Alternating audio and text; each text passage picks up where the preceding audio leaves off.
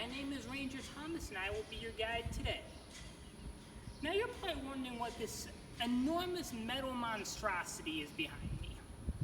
This is the gunboat USS Cairo, one of only 4 surviving Civil War islands, and the one that is in the best shape. She was launched in January of 1862 at Mound City, Illinois, where she was built. Constructed by James Eads to a design by Samuel Pook. Because of the shape, resembling a turtle, she and her 6 sister ships are known as Pook's Turtles. She had an active combat life of just under 1 year. On the morning of 12 December 1862, while engaged in operations on the Yazoo River, she hit a torpedo, what we would call a mine today, and sank in just 12 minutes. Miraculously, all of her crew of 175 made it off safely, and she remained at the bottom of the river, undisturbed, for 102 years. 12 December, 102 years later, she was raised by park historian Edwin C. Bierce and transferred here, where she has remained for the last 40 years. And she is a beauty. 175 feet long, 50 feet wide, protected by armor 2.5 inches thick, and carrying 13 heavy guns, she displaces 550 tons, and yet requires only 6 feet of water to float. For those of you who are interested, I am 5'10", so just a couple more inches, and she could sail over my head. Now you're probably wondering, all those facts are well and good, but why did the Union build one of these ships, never mind 7 of them? Last I checked, ships have a rather difficult time traveling overland. The answer to that question is very simple. He who controls the Mississippi, well, will probably win the war. The Mississippi, the father of waters, is one of the greatest rivers in the world, and then, as now, is one of America's great transportation networks, rivaling the interstate system itself in terms of traffic. Now, 106 years ago, there was no interstate, so you just had the Mississippi. And in 1861, when the war broke out, President Jefferson Davis of the Confederacy, himself a veteran of the Mexican-American War, took one look at the Mississippi and felt a shiver of dread crawl down his spine. He saw not a transportation artery, but a dagger aimed at the heart of the Confederacy, at the heart of this new nation he and so many others were trying to build. He knew that if the federal government took the river, the Confederacy would lose access to Texas infantry, to Louisiana cornmen, and to Arkansas razorbacks.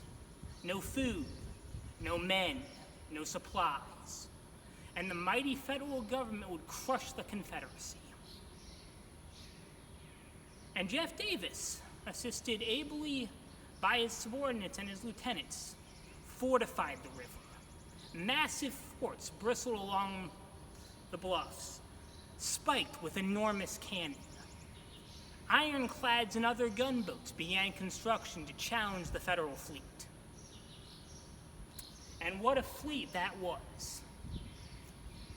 Now think of a naval fleet like your local football team. For those of you who are interested, I am a Redskins fan. If Cairo and her 6 sisters are a quarterback, what other ships fulfill the roles of lineman, of receiver, of back? Well, for our offensive linemen, Yankee ingenuity stepped in. Ironclads such as Cairo are expensive. They're complex. They take a long time to build.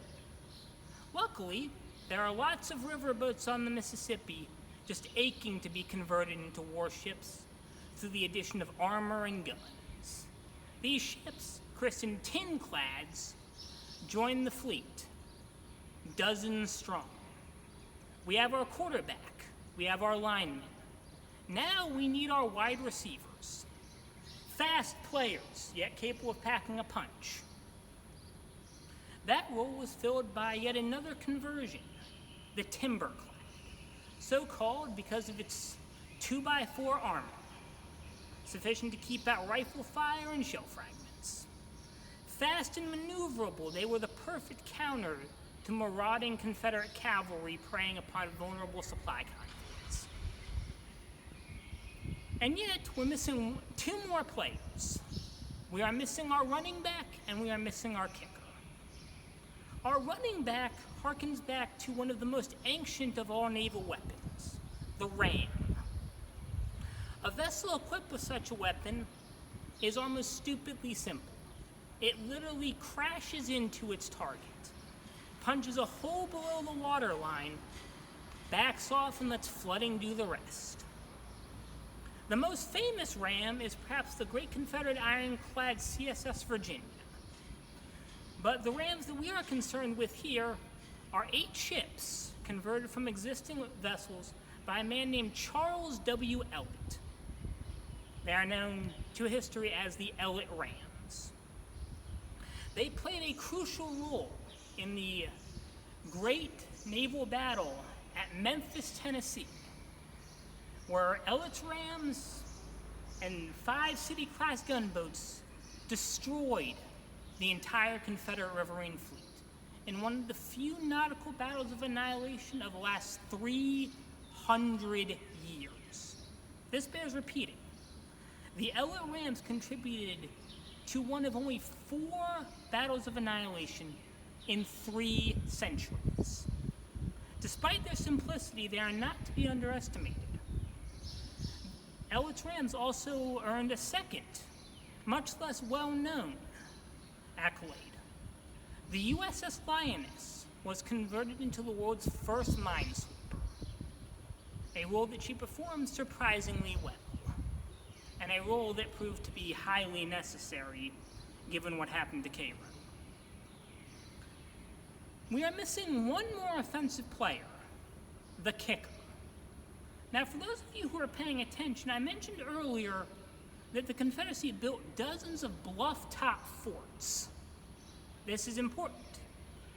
Warships have a very difficult time engaging things on hills. They're simply not designed to do that very well. Luckily, we have the mortar, a specialized artillery piece designed not to fire at a target, but to fling a shell up and over. The perfect weapon for destroying hilltop forts. And what a weapon it was.